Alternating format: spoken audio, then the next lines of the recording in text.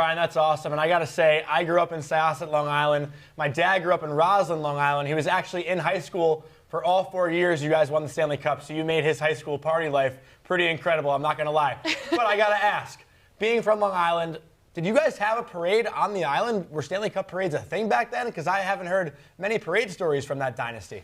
Yeah, we did. The first Stanley Cup were in convertibles, and it was a little bit scary because people were chucking beers at us, and Johnny Potvin was like Johnny Bench on grabbing all the beers so it wouldn't hit the wives and kids. But it was really kind of a little bit scary. Then next year they put us on trucks, so we were a little higher, and we went down Hempstead Turnpike. There was a little bit of a parade.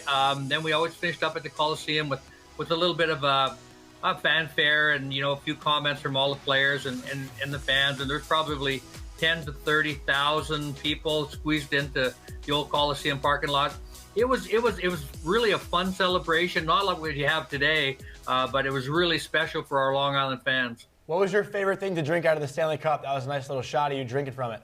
Well, everything tastes good out of the Stanley Cup, but but I'm not a big beer drinker. I'm not a big champagne. I can't tell you how sweet that stuff tastes when it comes out of the Stanley Cup.